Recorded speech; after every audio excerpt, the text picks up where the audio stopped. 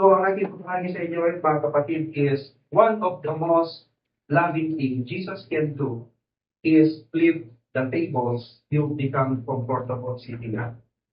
Napakahaba, no? So, kung isasalin natin sa Tagalog, sabi sa Tagalog, isa sa pinakamamahal na bagay na magagawa ni Jesus ay ang pagbaliktad sa mga mesa na naging komportable kang maupo. Baka may nag-isip sa inyo ngayon, ang sarap-sarap pa naman ng upo ko. Diba? Tapos yung message, ibabaliktad ni Jesus. Yung mga mesa at mga upuan. Praise God. Okay, so let's read our main text. In Matthew chapter 21, verses 12 to 13, maaari niyo akong sundan sa inyong mga electronic Bible or sa inyong mga Bible mismo. Sabi dito, Matthew chapter 21, verses 12 to 13, Jesus entered the temple courts and drive out all who were buying and selling there. He overturned the tables of the money changers and the benches of the selling dogs. It is written, he said to them, my house will be called a house of prayer, but you are making it a den of robbers. Siguro, narinig nyo na ito na scriptures, o baka narinig nyo na ito sa mga Bible studies or mga preaching. Ano po? Kapag binabasa natin ito, ay hindi lamang pagpapakita ng galit sa isang sandali ng emosyon. Katulad ng ipinakita ni Jesus na ipinagtabuyan niyang palabas ang mga nagtitinda at namimili roon. Kumbaga, yung mga negosyante at mga customer ay pinapalabas niya doon sa templo. Nagkaroon ng galit si Jesus at yan ay makuwid na galit or righteous anger. Tandaan din na, yan ay makuwid na galit or righteous anger. At yan ay hindi niya pansariling interes o para makapalagit lamang. Ipinakita ni Jesus ang makuwid na galit dahil sa kawalan ng hustisya sa institusyon, not fair judgment, may pinapaguran lamang in favor sa mga mayayaman at sa mga may influensyang tao, at pagsasamantala sa mga manghirap. Kaya mayroon siyang nais i-remind sa mga tao at nais i-expose sa mga religious leaders at that time. Ngayon, pumasok ang Panginoong Yesus sa templo at nakita niya ang mga bagay na hindi dapat naroon. Okay? Ano-ano mga ito? Mga money changers o mga namamalit ng salapi, merchants, mga ngalakal o negosyante, and religious leaders profiting of the people who came to worship. O yung mga pinuno ng relihiyon na nagiginabang sa mga tao upang sumamba sa templo. Nang makita niya ang mga ito, ano ang kanyang ginawa? Base sa ating main text, Matthew chapter 21, verse 12, he drove out all who were buying and selling there. He overturned the tables of the money changers and the benches of those selling doves. Ipinagtabuyan niya hindi lamang ang mga nagtitinda, pati rin yung mga bumibili. At ano pa kanyang ginawa? Itinaob niya ang mga mesa at mga upuan. Kung isa ka sa mga ipinagtabuyan doon sa templo, ano yung normal na mararamdaman mo? Siyempre, sasama yung loob mo at magagalit ka. Di ba? Now, pagkatapos niyang gawin ang mga iyon, ay ito pa ang kanilang ikinagulat. Kasi meron siyang ipinahayag, meron siyang idineklara o ipinahayag. Matthew chapter 21 verse 13, dito pa rin sa ating main text. Sabi niya, it is written, he said to them, sabi ni Jesus, my house will be called a house of prayer, but you are making it a den of robbers. Upang maunawaan natin ito, bakit mahalaga ito mga kapatid, kailangan nating maunawaan muna ang historical context nitong ating pinag-uusapang scriptures. Okay? Ano ang historical context nitong ating pinag-uusapan? During Passover or Pasqua, ano yung Passover? Mga kapatid. Okay? Kasi hindi ko pwedeng lagpasan itong Passover kasi hindi nyo maiintindihan kapag lalagpasan natin ito. Okay, what is Passover? Ito ay isang foundational Jewish festival o pangunahing pista ng mga Hudyo sa pag-alaala at bigyang karangalan ng Diyos dahil sa pagliligtas niya sa mga Israelita mula sa pagkaalipin sa Ehipto. At tuwing kailan nila ito sineselebrate? Once a year. Okay, annually. Kaya, during that festival ay maraming pumupunta sa Jerusalem upang mag-sacrifice sa templo, pati itong mga businessman upang kumita ng pera. Now, ang Passover ito ay pangyayari sa Old Testament. Saan? Sa book of Exodus. Okay? Dahil ayaw pakawalan ni Pharaoh mga Israelites mula sa pagkakaalipin. Kaya, anong ginawa ng Diyos? Nagpadala siya ng ikasampung salot or the 10 plagues. No. At yan ay, ano yun? The death of the firstborn. Siguro nakalimutan nyo na. No. O kaya yung kamatayan ng mga panganay. At ano yung instructions ng Diyos sa kanila? Ang instruction ng Diyos sa kanila is maglalagay sila ng dugo sa kanilang door frame o kaya sa kanilang pinto. No. Bakit? Yung dugo na yun is dugo ng tupa. Bakit? Para pagdadaan yung angel of death, ay lalagpasan niya ang mga mayroong dugo sa kanilang pinto. At hindi mamamatay ang kanilang firstborn o panganay na anak. Kaya nga Passover. No, nilagpasan sila ng kamatayan. Now, mayroon pang isang Passover. Ano ito? Passover naman ng mga Christians. Yung blood of lamb sa lumang tipan ay literal na dugo ng hayop yun. Pero pagdating sa bagong tipan ay hindi na dugo ng literal na hayop, kundi blood na ni Jesus as the Lamb of God ang katanggap-tanggap na sacrifice o alay sa Diyos. Dahil kay Jesus ay mayroon tayong kaligtasan mula sa puot ng Diyos. Kaya napakahalaga sa isang tao na tanggapin ang ating Panginoong Jesucristo.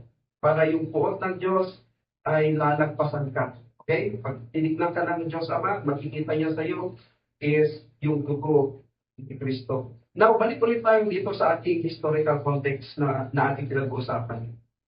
During Passover, malinaw na Passover? Amen? Okay, during Passover, ang mga Hudyo ay naglalakbay sa malayong distansya patungo saan? Sa Jerusalem. At anong gagawin nila? Upang mag-alay ng mga hain or to offer sacrifices. That time, mga hayop o kalapati pa ang iniaalay nila sa Diyos. At marami sa kanila ang nagdadala ng mga Roman coins o mga Romanong barya na may larawan ni Caesar. Diba sa mga coins ay may mga larawan or images? Diba? Yung Roman coins that time ay mukha ni Caesar ang nakalagay. Kasi siya yung pinaka-powerful na dictator noong mga panahon iyan. At sinakop ng Rome ang Jerusalem during Roman Empire. Ngayon, itong mga Roman coins ay itinuturing na marumi para sa mga handog sa templo. Bakit? Kasi may mga nakaukit na mga larawan ng mukha ng tao at mga gods or goddesses o Diyos-Diyosan ng mga Romano. At itong mga Hudyo ay mahigpit nilang sinusunod ang, ano yan? The Ten Commandments. And strictly prohibited ang mga created images. Okay? You can read that in Exodus chapter 20 verses 4 to 5 at sa iba pang mga talata. Kaya itinuturing ng mga religious leaders na unclean and idolatrous ang mga Roman coins dahil may makalarawan ng mukha ng tao. Sino yun? Si Caesar at mga goddess and goddesses ng mga Romano. Yan kasi yung unang nasa coins ng mga Romano bago ilagay ang mukha ni Caesar. Kaya, diyan na pumasok o dito inallowed ng mga temple leaders ang mga, ano yung nakita ni Jesus? Mga money changers. O kaya mga namamalit ng pera. Bakit? Para palitan yung Roman coins doon sa temple currency na tinatawag na Tyrian shekel. At yan yung ancient currency na ginagamit para sa annual Jewish temple tax. Ang nakalagay naman sa temple coins or Tyrian shekel ay larawan ng pagan Greek god Heracles. So, ano papapansin natin dito mga kapatid? Diba, itinuturing ng mga temple leaders na unclean and idolatrous ang Roman coin? Kasi andun ang mukha ni Caesar at dati ay mga pagan Roman gods ang nakalagay. Kasi nga, mahigpit nilang sinusunod ang Ten Commandments na prohibited ang graven images o mga larawang inukit. So, mayroong paglabag, hypocrisy at kompromiso na dito. Ano po? Kasi, bakit kaya tinatanggap ng mga temple leaders ang Tyrian shekel sa templo, mayroong nakaukit na pagan Greek gods? Alam niyo kung bakit? Kasi, greedy at mukhang pera sila. Ang Tyrian shekel ay gawa sa pure silver. Okay? Ito ay mahal o mataas ang value. At ang timbang ng isang 1 silver Tyrian shekel ay 14 grams. Ang bigat. Ano po? Alam niyo ba nang tignan ko ang per gram ng pure silver is sa ngayon is 8.87 US dollars. No? Magkano na yan sa 14 grams? Kung i-convert natin sa peso, halos 7,450 pesos. Ang laking halaga niyan kumpara sa time nila noon. Diba? Noong time natin, kahit piso, noon, ang dami mo nang manibili. Ano po? How much more yung 7,450 pesos noong lumang panahon? No? Kung alam nyo yung kwento ni Jesus na sinisingil sila ng pang-tax, sabi niya kay Peter, pumunta ka sa dagat, kumuha ka ng isda doon, buksan mo yung kanyang bibig, mayroon kang makukuha na coins. Yan din yun. Okay, mababasa niyo yan sa Matthew chapter 17, verses 24 to 27. Yan din yung 30 pieces of silver na ibinigay kay unas ng mga Pariseo. Kung titignan natin, 30 pieces silver para ano yan, ipagpapalit po yung kaibigan ko sa 30 pieces silver. Pero kung titignan pala natin yung value is, talagang natin si Judas kasi ang laki ng halaga. Ano?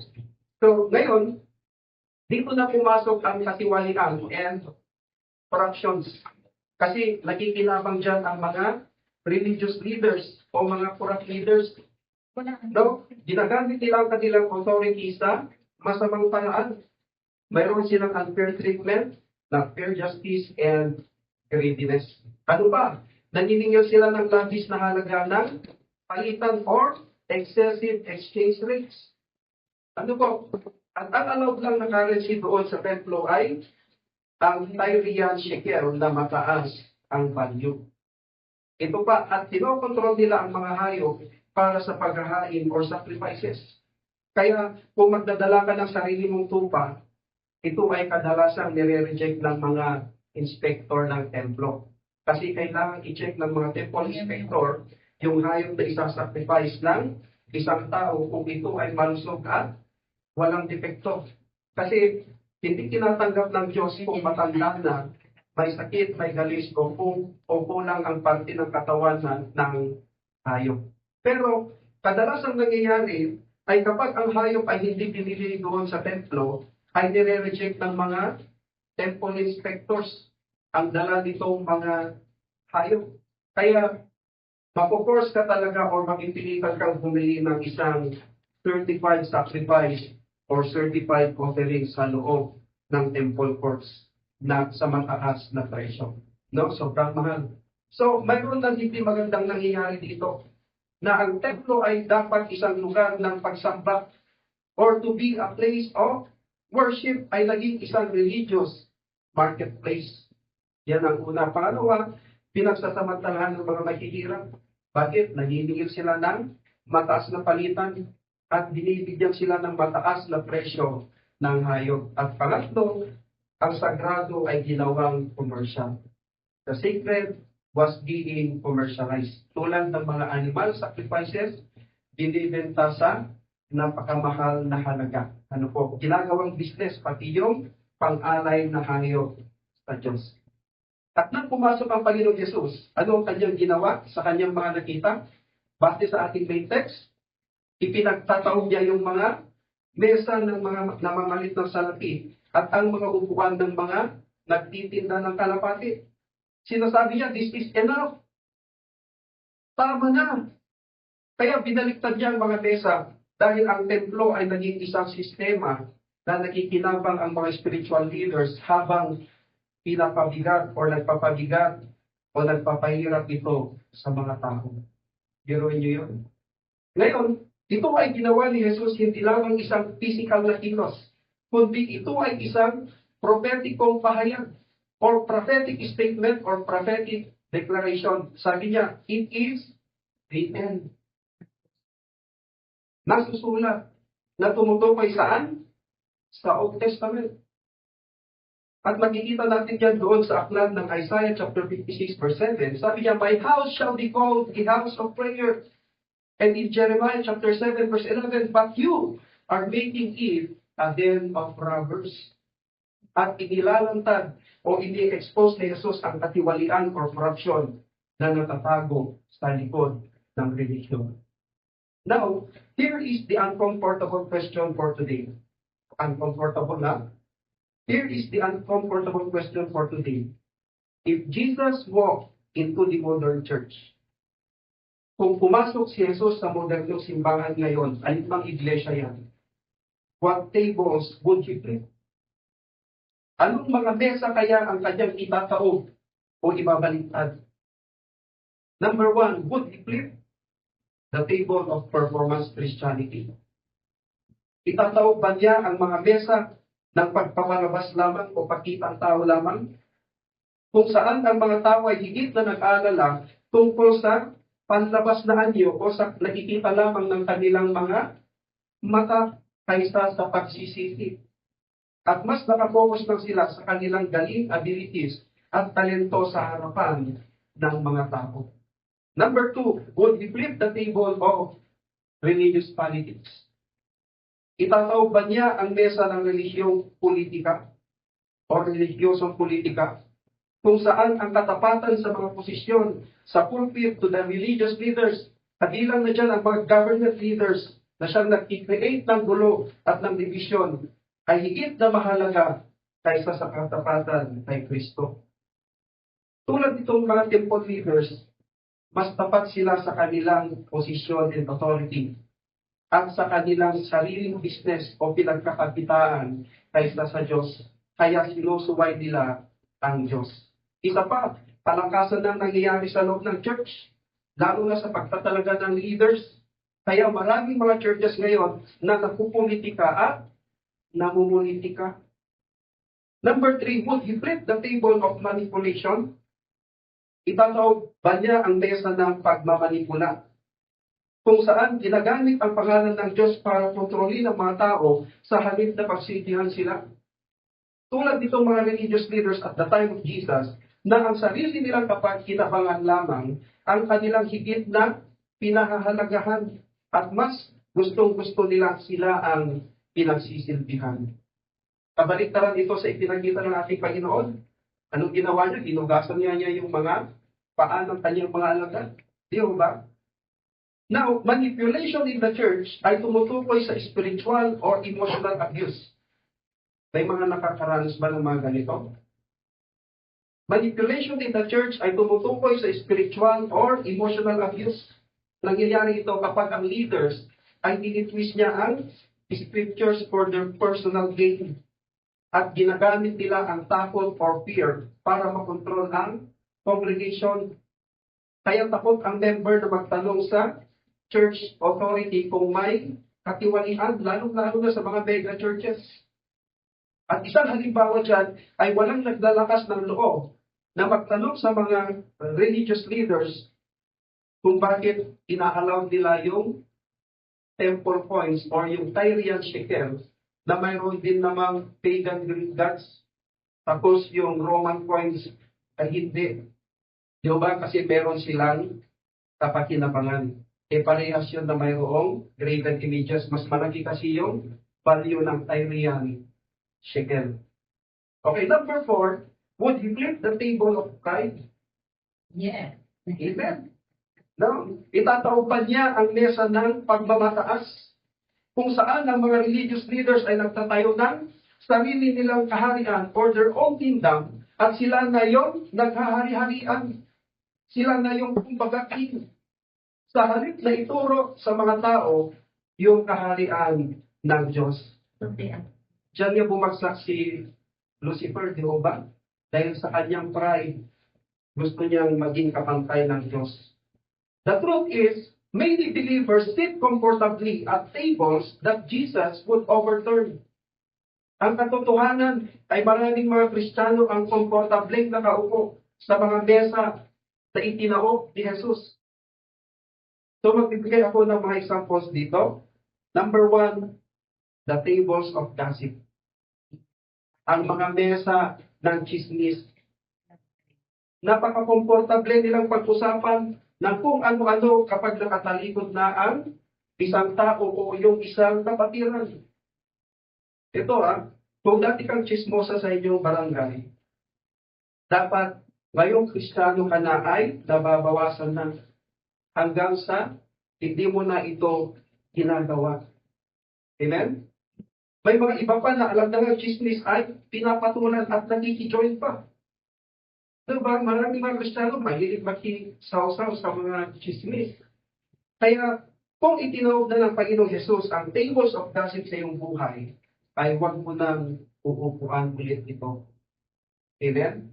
Napakaraming scriptures na ayaw ng Diyos ang gossip o chismis dahil ito ay nakakasira sa alinmang relasyon at nagdudulot ng kaguluhan.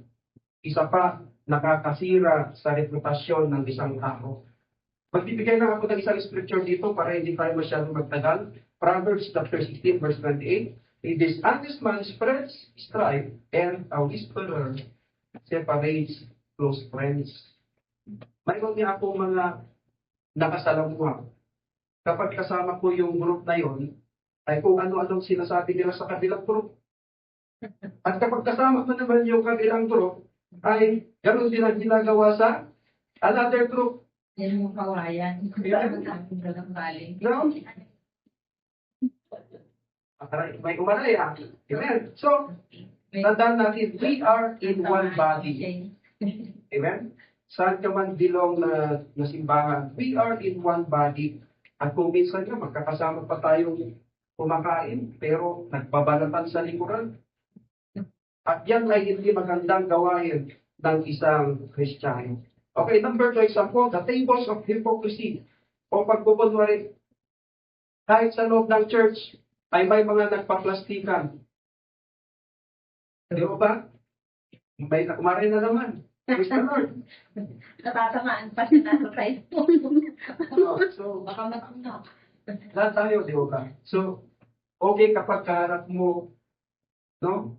Then, punong-puno pala ng inggit, sama ng loob, doon sa isang kapatiran.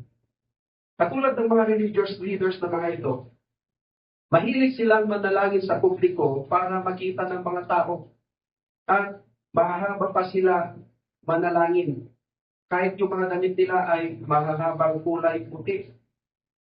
Di ba? Talagang banal na manamit. At kung magsalita sila ay parang banal na banal. Pero puro pagpapaimbabaw lang pala. Malalayo ang puso nila sa Diyos at taliwas ng kanilang mga gawain. Matthew chapter 15 verses 8 to 9. These people honors me with their lips, but their heart is far from me. In vain do they worship me, teaching as doctrines the commandments of men. Kaya kahit sigaw ka pa ng sigaw dyan, at gustong-gusto mong inaawit yung He is Lord, Hallelujah, come Holy Spirit, kung mapagkunwari ka lang naman, ay hindi nanulugod ang Diyos sa iyong pagpupuri. Amen? Nais ng Diyos na magpakatotoo tayo sa ating pagpupuri at paglilingkod sa Kanya. Kaya itinataob yan ng Panginoon sa ating buhay. The tables of hypocrisy o pagkukunwari, baka komportable pa rin tayong nakaupo sa ganyang bagay. Amen? Okay, number 3 example, the tables of compromise o kompromiso. Tulad nitong mga religious leaders noong panahon ni Jesus, nakikiayon sila sa gawain ng mga ngalakal kasi nakikinabang o kumikita sila. They are greedy and materialistic. For a Christian, compromising with the world means slowly adopting secular values, morals, or lifestyles rather than following the teachings of the Bible. Bilang Kristiyano, ay obserbahan natin itong mabuti mga kapatid. Kasi compromising with the world ay, ano sinasabi doon? Unti-unting naa-adapt o nasusunod mo ang mga pag-uugali, mga asal at pamumuhay ng mundo. Mga halimbawa niyan kayo, normal na lang na sagot-sagutin ng anak ang magulang. Ito ba? Kasi pag pinalo ng magulang, sasabihin, merong, tawag doon, may batas dyan. Yung iba naman, yung masasamang gawain ay nagiging normal na lang. O hindi ito big deal sa kanila na kasalanan. Or dino-normalize nila ang mga immoralities and maging God. Kaya ang daming mga nagkukubat kahit sa social media na mga umaattend ng church. At yung kanilang pamumuhay or lifestyle ay nakikiuso sa gawain ng mundo. That is, anong tawag dyan? Compromising. No, so, pwede natin obserbahan yung ating mga buhay. Baka slowly na we are adapting yung pamumuhay, mga asal, at pag-uugali ng mundo. Huwag maging double standard. Hindi pwedeng nakikiayon ka sa Word of God at nakikiayon ka naman sa gawain o sistema ng mundo. Kaya itinatawag ni Jesus yan sa ating buhay dahil ayaw niyang mamuhay tayo sa ganyang mga gawain ng mundo. Amen? So number 4 dito sa maraming Kristiyano, ang komportableng nakaupo sa mga mesa na itinahog na ni Jesus. Number 4 examples, the table where we tolerate sin but defend our reputation.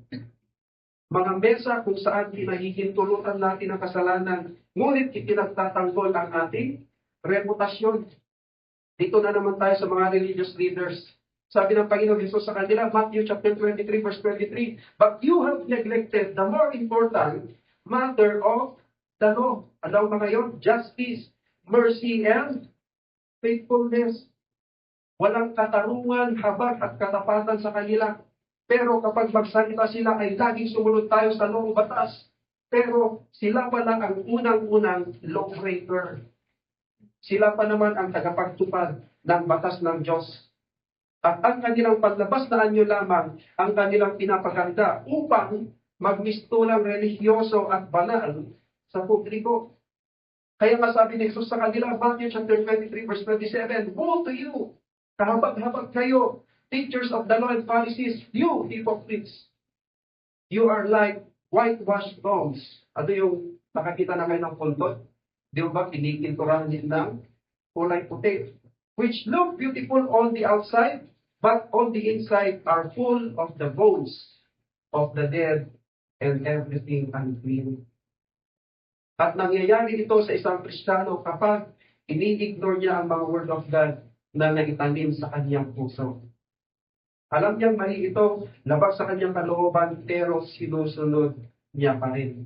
Ano po? Now, kapag siya na ay kinompronta, ay nagdadahilan na nagagalit, umiiwas, at gagamitin pang word of God para ihanay ang kanyang mga maling gawain. Kapag pinagsabihan mo, ano gagawin niya? Babatuhin ka ng babatuhin ng mga scriptures.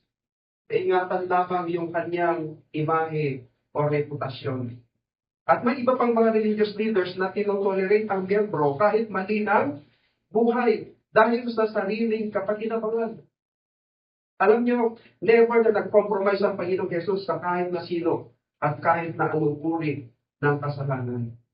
Tandaan natin ito mga kapatid, Jesus did not keep the tables to destroy worship, but He flipped them to restore it. Hindi itinawag ni Jesus ang mga mesa para sirain ang pagsamba, kundi itinawag niya ang mga ito para maibalik ito. Kaya nga, nire-remind niya ang mga tao, ang pagsamba dapat ang kanilang pangunahing gawain, hindi yung kanilang mga personal businesses. Dahil ang templo ay hindi kailanman sinadya upang maging isang pamilihan. The temple was never meant to be a marketplace. Pero ngayon, ang mga churches ay pinapasok ng mga networking and scammers. At minsan, namumula pa si pastor na nag-i-invite ng miyembro. Diba? Para lamang kumita. Ang templo ay sinadya upang maging isang tagpuan sa pagitan ng Diyos at ng kanyang mga tao. The temple was meant to be a meeting place between God and His people.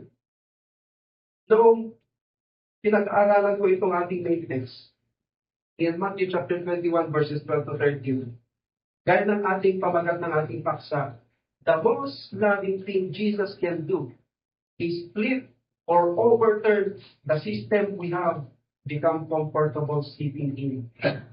Amen? Because when the tables fall, the truth stands. Gaya ng ginawa ng Panginoon doon sa templo, sabi niya, it was written. He was declaring the two scriptures in the Old Testament, na ang Old Testament ay pumapatungkol sa Kanya. At nang itinawag niya ang mga mesa ay lumalantad ang liwanag o ang katotohanan. Ano yun? Yun ay ini-expose niya ang mga maling gawain ng mga religious leaders doon sa templo. At pagdating din sa ating mga personal na buhay, mga kapatid, or spiritual na buhay, ay itinataob din ni Jesus ang mga mesa. Bakit? Dahil sa kanyang pagmamahal. The tables of gossip, the tables of hypocrisy, the tables of compromise, and the tables of tolerating sin, but defend our reputation. Lahat ng mayang itinataw niya sa ating buhay.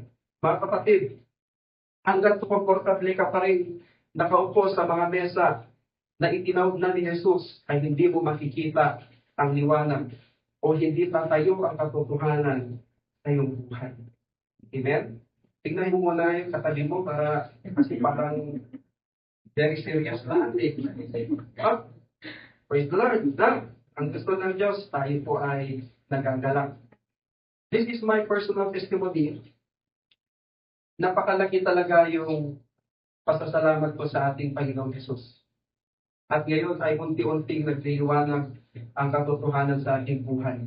Dahil unti-unti niyang itinatahog ang mga tables of unforgiveness, tables of self-centeredness o pagkamakasarili, tables of causing disunity o pag-create ng pagkabahagi sa body of Christ, tables of lust, tables of jealousy, tables of fears, tables of pain, tables of lying, tables of spotlight, and many more.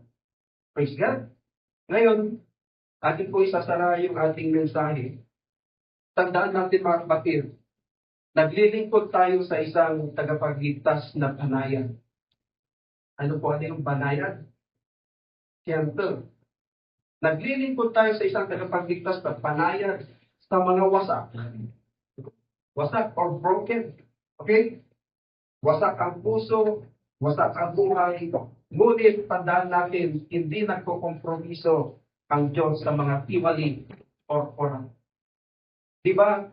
Ang marketplace o pamilihan ay isang maingay, magulo, busy, makalat, at may mga kanya-kanyang pakulo para sila ay mapansin.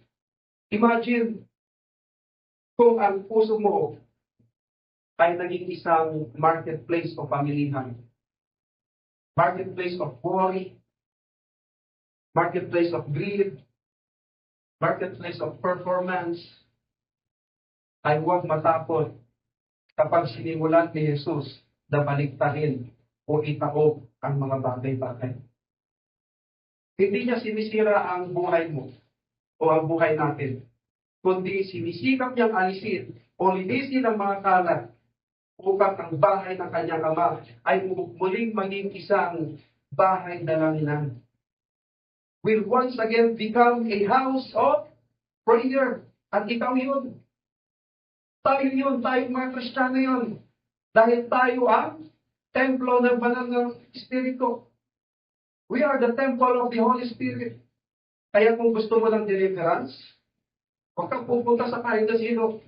You want deliverance o pagpapalaya, ay lumapit ka kay Jesus at hayaan mo siyang malayang kumilos sa iyong buhay. Katulad ng ginawa ng Panginoong Jesus sa paglilinis doon sa templo noong mga panahon yun. 1 Corinthians chapter 3 verse 16, do you not know that you are the temple of God and the Spirit of God dwells in you? So, the question is, alin pa kaya sa ating buhay na itinahog na ng Panginoong Jesus pero komportable ka pa rin nakaupo dito?